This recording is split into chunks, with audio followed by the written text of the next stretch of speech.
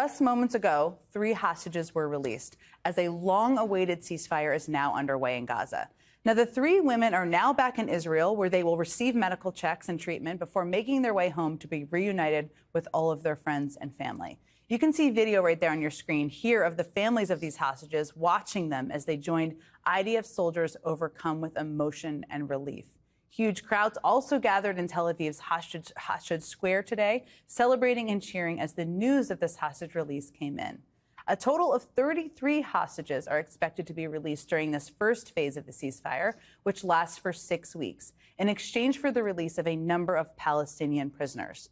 NBC News has also just learned that the first American to be released will be 65-year-old Keith Siegel on day 14 of the ceasefire.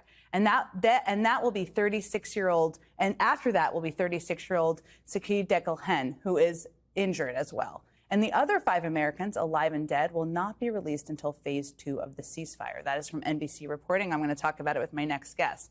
And along with the release of the hostages, we saw another welcome sign today. Aid trucks have started to cross into Gaza, bringing much-needed relief to a region that has been suffering. 600 trucks of aid will be able to enter Gaza each day, a significant increase from what has been allowed to date. Now, this ceasefire deal took months of painstaking diplomacy between the United States, Egypt, and Qatar. And just in the last hour, President Biden delivered remarks on the release of those 3 hostages. Hold that thought, Danielle. I'm going to President Biden, who's now at the church in South Carolina. He's talking about the peace deal. Gone into effect in Gaza, and today we're seeing hostages being released. 3 Israeli women held against their will in the dark tunnels for 470 days. 4 more women will be released in 7 days. 3 additional hostages every 7 days thereafter, including at least 2 American citizens in this first phase. We pray for them and their families, for they're going to be a long recovery ahead. By the 16th day of the deal, talks will begin in the second phase. This phase includes the release of Israeli soldiers and a permanent end of the war without Hamas in power or able to threaten Israel. Hundreds of trucks are entering Gaza as I speak. They're carrying assistance for civilians who suffered enormously from the war that Hamas started on October 7, 2023, nearly 15 months ago. Today alone, we anticipate several hundred trucks will enter the Gaza Strip as I'm speaking. And after so much pain, destruction, and loss of life, today the guns in Gaza have gone silent. This was the deal that I outlined for the world back in May 31st. Many of you covered it at the time. It was endorsed overwhelmingly by folks around the world, including the UN Security Council, unanimously endorsed the deal, and developed in coordination with Egypt, Qatar, and Israel. I've worked in foreign policy for decades, and this is one of the toughest negotiations I've been part of. Many of you who followed these negotiations will attest that the road to this deal has been not easy at all, and a long road. But we've reached this point today because of the pressure Israel built on Hamas, backed by the United States. Some said my policy of a firm support for Israel is relentlessly pursuing diplomacy, risked drawing America into a wider war in the region. I listened to those voices, many of whom I respected a great deal, but I concluded abandoning the course I was on would not have led us to the ceasefire we're seeing today. But instead, it would have risked a wider war in the region that so many feared. Now the region has been fundamentally transformed. Hamas's longtime leader, Sinwar, is dead.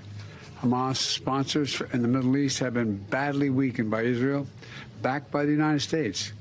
Hezbollah, one of Hamas's biggest backers, was significantly weakened on the battlefield, and its leadership was destroyed.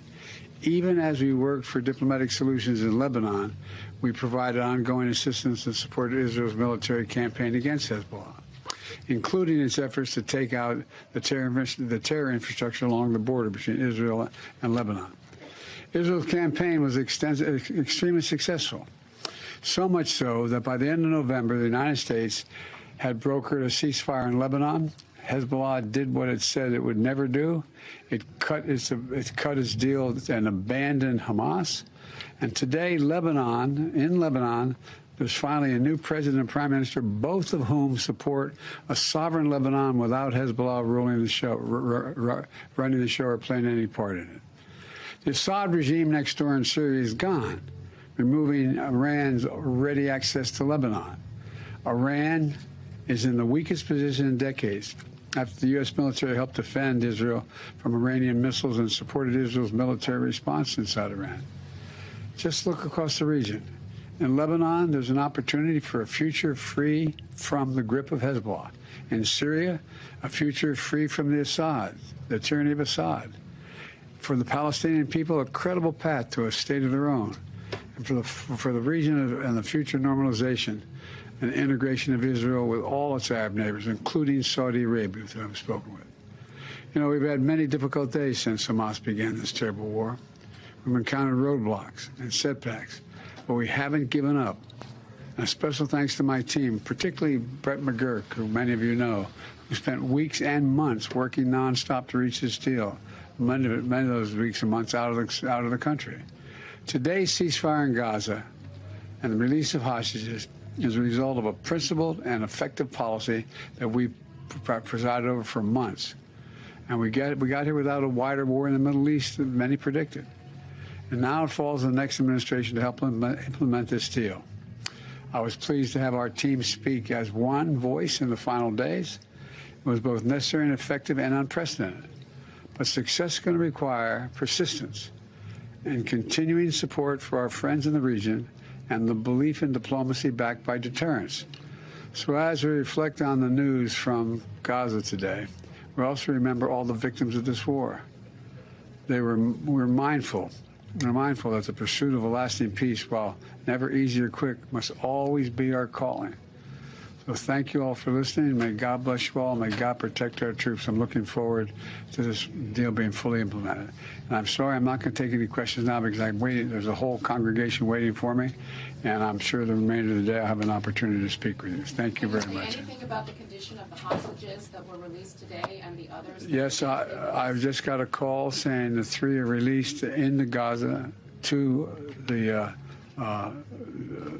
out of the hands of their captors, and they appear to be in good health, but it's early to tell. They may be across the border of the Gaza Strip into Israel now. I'm not certain. Thank you.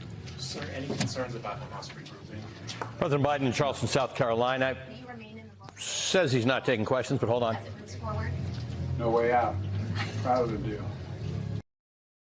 Okay, we're going to spend a lot of time today looking ahead to tomorrow's inauguration. I've got a fascinating conversation with California Governor Gavin Newsom to show you, but I do want to start with that breaking news out of the Middle East, where just moments ago, 3 hostages were released as a long-awaited ceasefire is now underway in Gaza. Now, the 3 women are now back in Israel, where they will receive medical checks and treatment before making their way home to be reunited with all of their friends and family. You can see video right there on your screen here of the families of these hostages watching them as they joined IDF soldiers overcome with emotion and relief. Huge crowds also gathered in Tel Aviv's Hostage Square today, celebrating and cheering as the news of this hostage release came in. A total of 33 hostages are expected to be released during this first phase of the ceasefire, which lasts for 6 weeks, in exchange for the release of a number of Palestinian prisoners. NBC News has also just learned that the first American to be released will be 65-year-old Keith Siegel on day 14 of the ceasefire. And that will be 36-year-old, and after that will be 36-year-old Saki Dekelhen, who is injured as well. And the other 5 Americans, alive and dead, will not be released until phase 2 of the ceasefire. That is from NBC reporting. I'm going to talk about it with my next guest. And along with the release of the hostages, we saw another welcome sign today. Aid trucks have started to cross into Gaza, bringing much-needed relief to a region that has been suffering. 600 trucks of aid will be able to enter Gaza each day, a significant increase from what has been allowed to date. Now, this ceasefire deal took months of painstaking diplomacy between the United States, Egypt, and Qatar. And just in the last hour, President Biden delivered remarks on the release of those 3 hostages. 3 Israeli women held against their will in the dark tunnels for 470 days. 4 more women will be released in 7 days.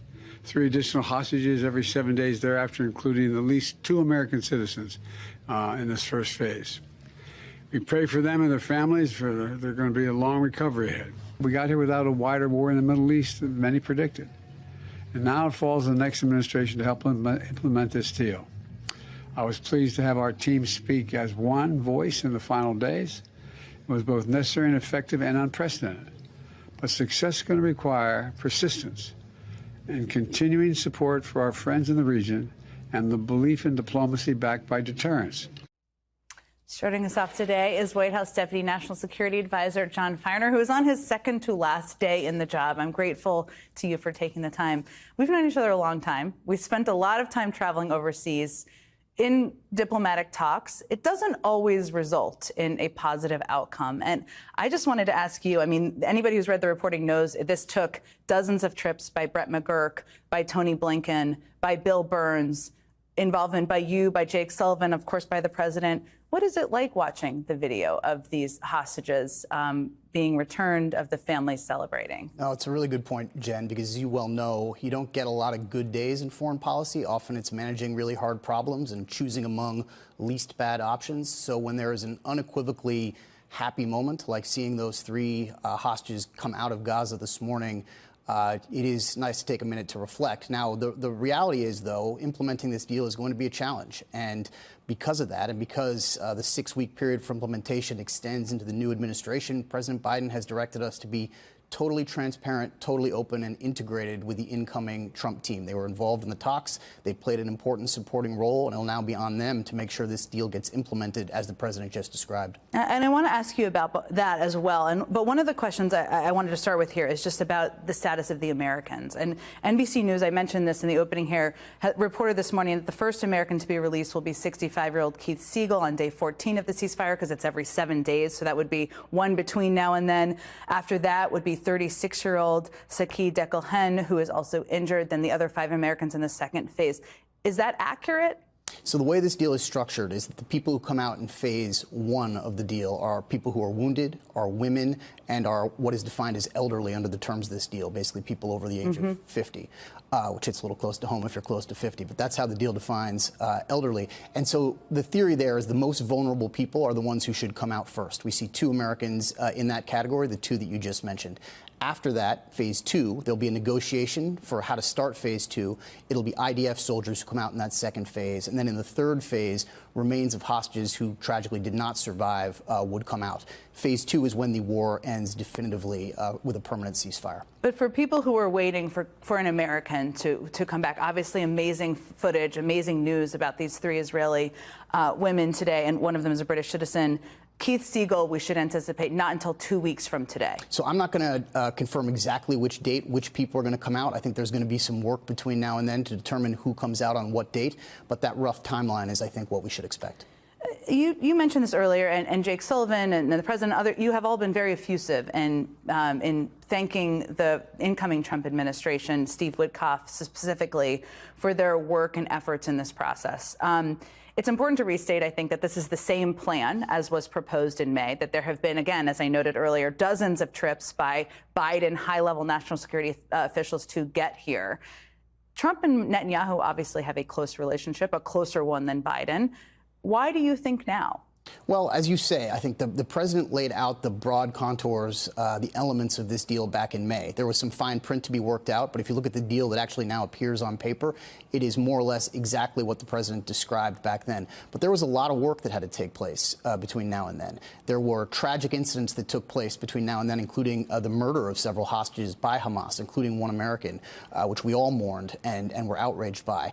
All of that made this take longer, I think, than many of us wanted. And at the end of the day, the president identified, even when attention moved on from the press, from other governments, the president almost every single day would call Jake Sullivan or me or others on the team to say, what is going on with the hostage negotiations? How can I help? Is there someone I should call? Should we be sending someone out to the region? He stayed on top of this. And as you say, we deployed constantly. And when it got close to the end of the administration and became clear that implementation would go into a new term, he asked us, bring them in, tell them what's going on, make sure they're comfortable with the approach, and see if they're going to be willing to help.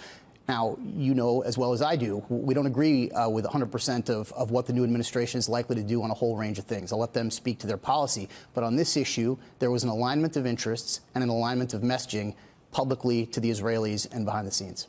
There's no question. I mean, you gave them credit for getting Netanyahu to kind of come to the table at this moment in time. The negotiation for a second phase, though, is going to require maybe the Israelis giving some things up that they don't want to give up. Trump has basically said that Netanyahu should have unfettered freedom to move forward with military action.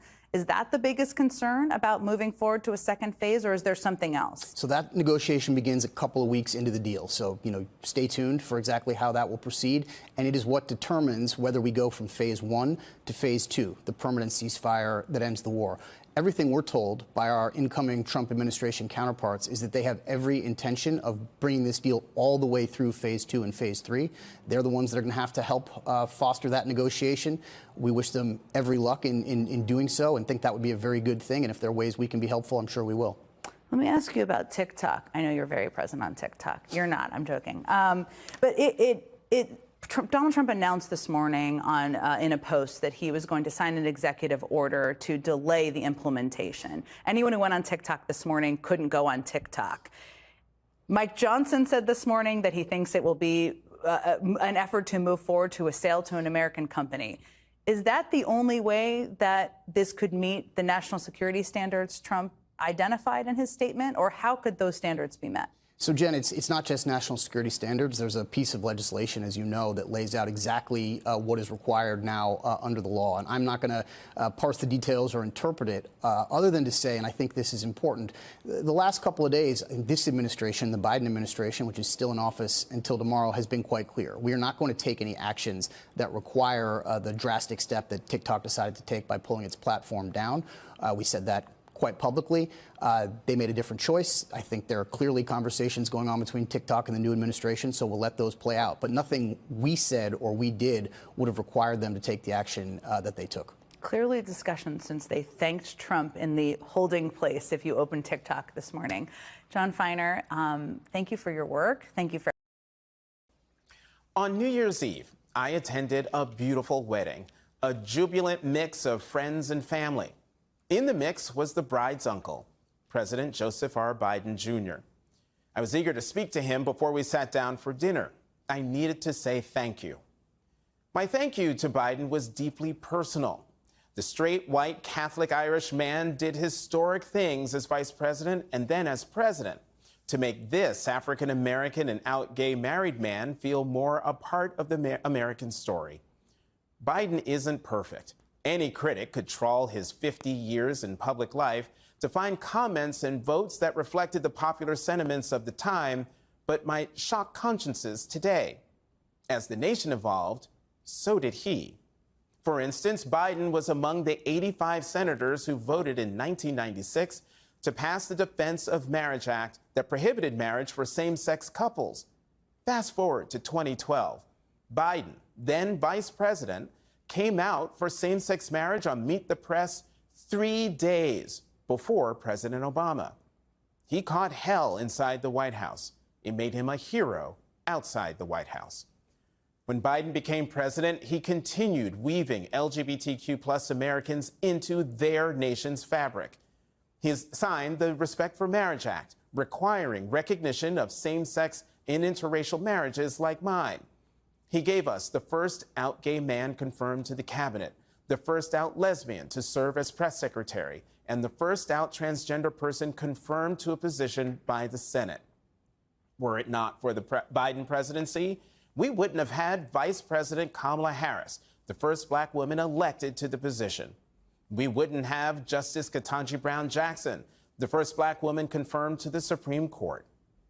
My admiration for Biden is also rooted in the character of a man whose lifetime of public service is intertwined with a lifetime of public pain. In 2017, we were seated across from each other on stage discussing Promise Me, Dad, his moving memoir about his son Beau's fight against brain cancer.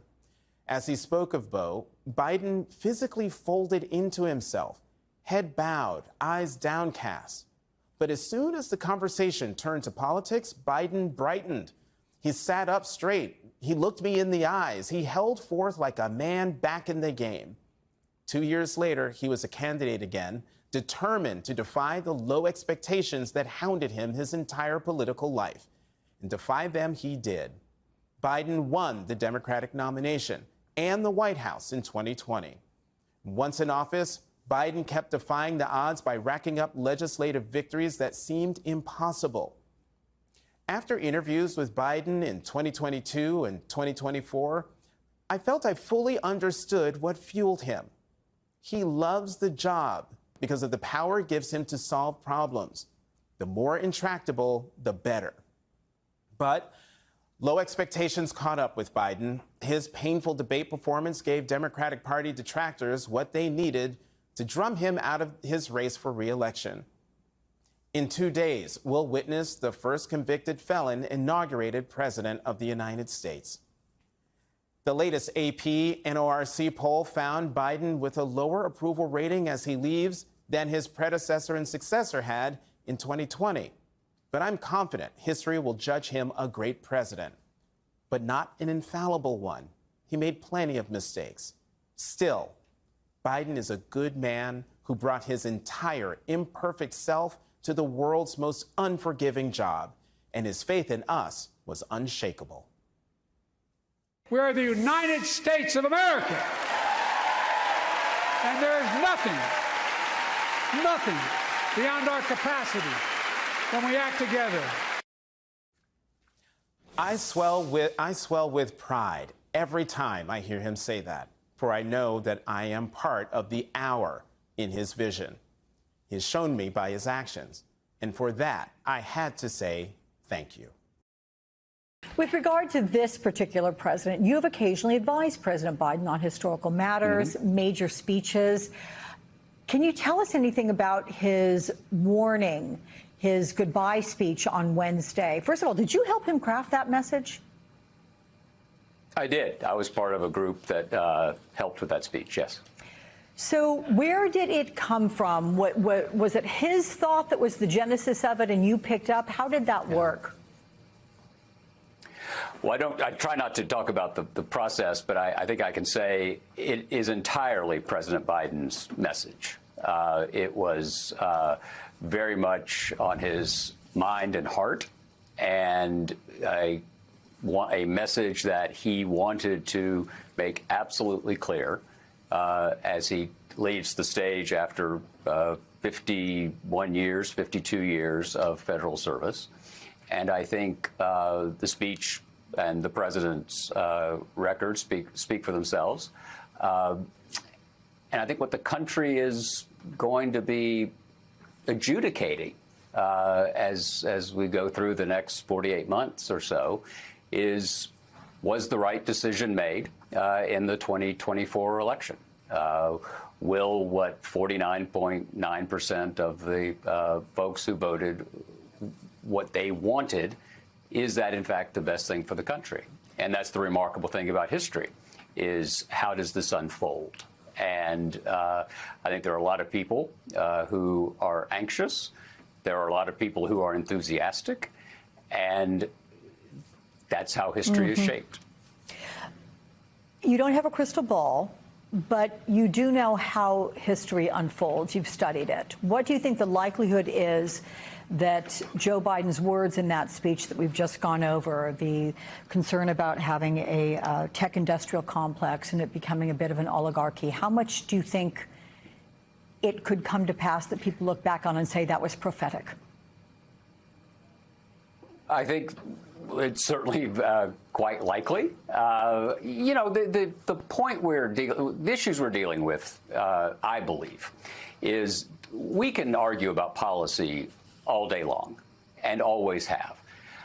One of the things we shouldn't have to argue about as we approach our 250th anniversary is the Constitution, the rule of law, a sense of fair play, the notion that there is always a peaceful transfer of power, very fundamental threshold questions about the social compact, about the covenant.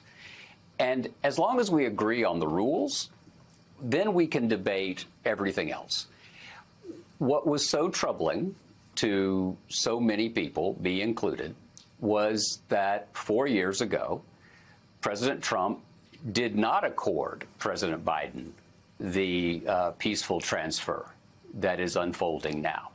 And this is not me being reflexively liberal. I'm not a Democrat. I'm not a Republican. I believe very much in the constitutional order. I don't believe in most cases either party has a monopoly on truth or virtue. But I do believe that if we don't have a common set of rules and of facts, and also have a measure of grace, a measure of proportion, then this experiment that we've been doing for 250 years is in trouble. And this is fundamentally a human undertaking. This is about our capacity to listen to each other. It's about our capacity not to believe that we are always right. Maybe there are people who are always right. I have not met them. I look forward to that at some point. But it's not a Sunday afternoon homily. I'm not trying to preach about it. But if you sort of take a deep breath for a second and think about the complications, the chaos of human events and of human nature, it is amazing that this republic has lasted as long as it has. And it's lasted as long as it has because just enough of us at critical moments have decided that the Declaration of Independence, that's our mission statement, and that reaching out and defining more broadly who is included in we the people, that the broader that definition is, the stronger we become. And I think that's the principle we have to bear in mind. The keeper of the flame. That last part of the speech, the president beseeching all of us to keep the flame, beautifully written, beautifully delivered. Is that illustrating exactly what you've just said? Well, let me just speak for myself. Again, the President of the United States can speak for the President of the United States. I think about what Ronald Reagan said in January of 1989. He talked about how, in a remarkable speech that Peggy Noonan has told the story of how she wrote, he said, "I've used the phrase city on a hill all my political life." It's a phrase from John Winthrop, and Winthrop took it from Jesus. President Reagan, by the way, took city on a hill from the Sermon on the Mount and added the word shining, proving that Reagan could improve on Jesus. You know, it's a great edit when you think about it. But what President Reagan said there was, I may not have always said what I meant when I said it. And what I meant is that it's a city where all the pilgrims from all the lost places who are hurtling through the darkness toward home can find a beacon of freedom, and that beacon emanates from the Declaration and this commitment to individual worth, individual dignity, and what I would say, what Lincoln said is that we should all have an open field and a fair chance. That's the American experiment. It's kind of like describing the wallpaper, but what we learned 4 years ago is that sometimes you have to describe the wallpaper. And so let's, as a country, let's remember how we started, what we've gotten wrong, which is a lot, and what we've gotten right, which is also a lot. And let's try to get more right than wrong. I want to ask one more question about President Trump. It has been reported, Axios led that reporting, that he wants to now be seen as a unifying force. How can such a polarizing figure ever be a unifying force? Is there someone in history that had a level of polarization that did an about-face and turned around and brought the country together? Well, President Trump has made a choice, right? He's made a choice in his public life to speak the way he speaks, to act the way he acts. Part of my objection to a lot of President Trump's behavior is not based on a political opinion. It's that he uses language, he uses imagery that even his adjacent supporters will say, and how many times have you heard this in the last 10 years? Well, I don't agree with everything he says, but X, Y, Z. Right. So my objections are based on what he says and what he does, not my interpretation of what he says or what he does. So he has chosen to do that. I think there's one possibility here.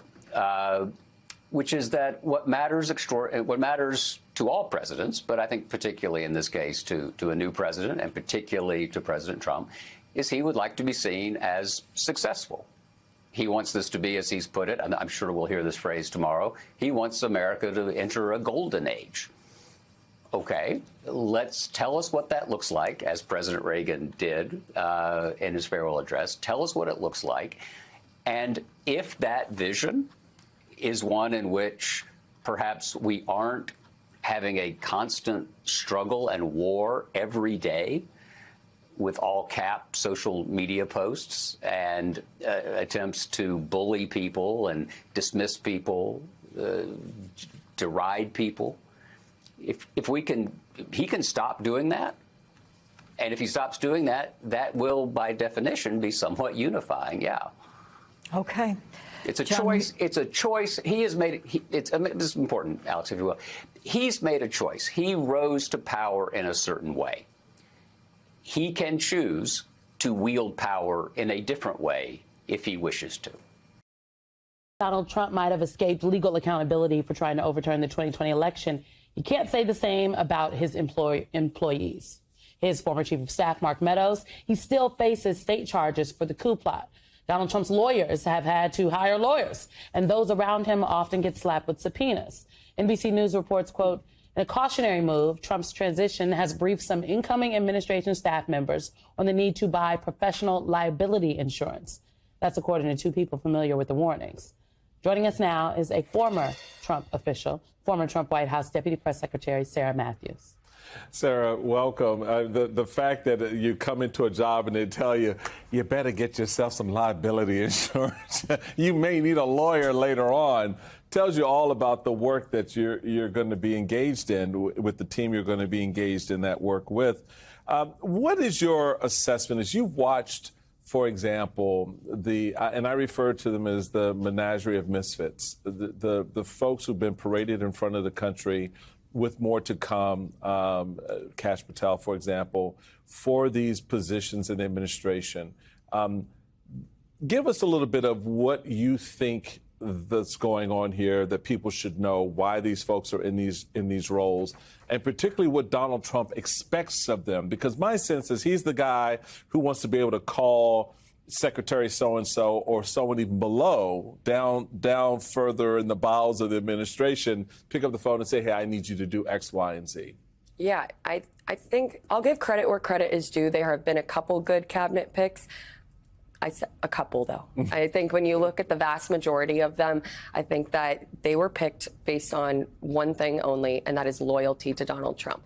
I feel like some of these people, like a Kash Patel or a Pam Bondi, these are folks who are going to be loyal to Donald Trump, and I worry about their ability to uphold the Constitution and their ability to push back on Donald Trump. I mean, we saw even in Pam Bondi's hearings, she said that they wouldn't go after political prosecutions, but then she didn't rule out certain people that they would go after. And so it does concern me about some of these people that are going to be in these roles, because I do think while the Senate has a duty to advise and consent, it appears like a lot of these senators who I was banking on, hoping that they would push back on some of these unqualified nominees, that they are probably going to get by. I really think that almost all of them are probably going to be confirmed now. And we, just so you know, Sarah, we had Senator Kirsten Gillibrand on with us earlier, and she said much the same.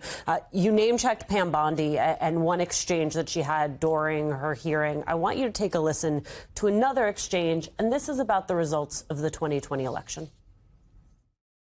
Who won the 2020 presidential election? Joe Biden is the president of the United States. Do I accept the results? Of course I do. Do I agree with what happened? And I saw so much, no one from either side of the aisle should want there to be any issues with election integrity in our country. There was a peaceful transition of power. President Trump left office and was overwhelmingly elected in 2024. There was not a peaceful transfer of power. Literally January 6th, okay? And then He didn't even attend the inauguration last time. I just wanted to point that out. Well, nor was he overwhelmingly elected because he got didn't get 50%. I will say that didn't get 50%. Yeah. As you know, Sarah, Simone, Michael, folks are prepped for these hearings, right? I mean, that is part of it. Democrats, Republicans, doesn't matter.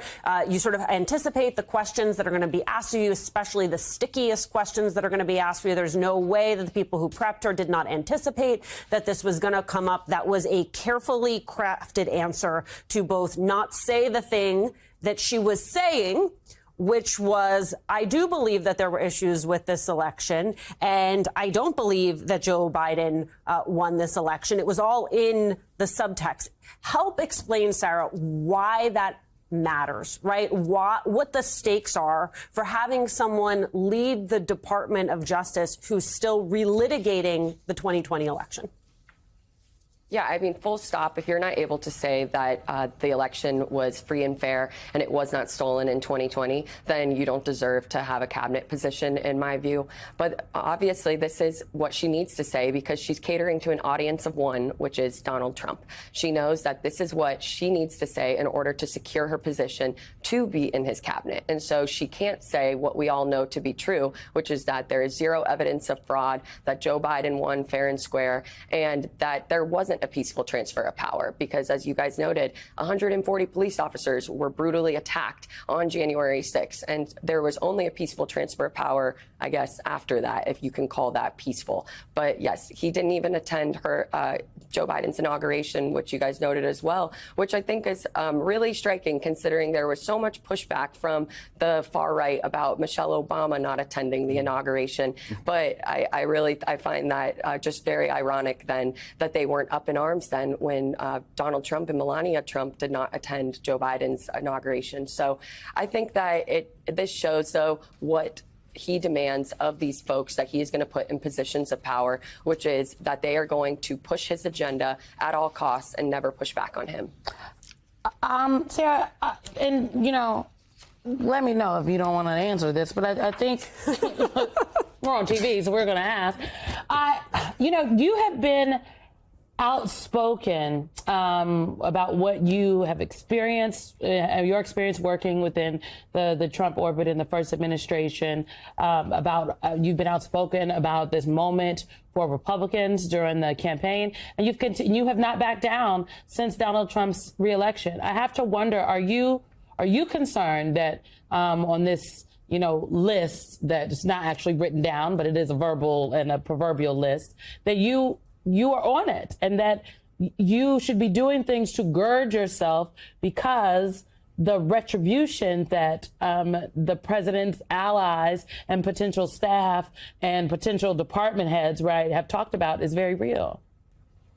No, it definitely is a very real concern. Obviously, I knew when I resigned on January 6th and then when I went to testify before the January 6th committee that this was a risk I was taking. I was putting a target on my back and that Donald Trump could come after me if he were to be put back in power. And so now, obviously, that is a really very real scenario that I might be facing. But at the end of the day, I knew that my fears about any retribution that I might face, I think my guilt would have far outweighed that if I hadn't come forward and told the American people the truth and I hadn't spoken up. And so I feel very comfortable with my position that I made the right call. I know that even if it didn't pan out the way I wanted, that I think history will look upon what I did favorably and those of my colleagues who also have spoken out. And I'll continue to speak out and hold his administration accountable moving forward. I know that they want to silence folks like myself and they want to try to scare us, but I'm not going to back down for any fears of that because I know that I'm telling the truth and I have nothing to hide. I know I haven't done anything wrong. And so if they wanted to come after me, then that's something that they could do. But I do think that his administration would be best served to focus on the things that they were elected on. So people put him back into power because they were concerned about things like the cost of groceries, the state of the world, things like that. And so if he wants to be successful, his administration should focus on those things and not going after his quote unquote political enemies. But it remains to be seen how that will all pan out. Obviously, I really look forward to hearing the Kash Patel confirmation hearings and more on that, but we will see. In fact, just real quick, Simone, I know we're going to break. It will also say a lot about us, U.S., American citizens, if someone like Sarah comes under retribution or receives retribution because she used her voice to tell the truth, her truth in the moment, in the job that she was in. So, we as citizens should be looking at this very closely as well. Again, Sarah continues to have more courage than many of the men that she worked for. All of the men. Sarah Matthews. Thank you. Thank you.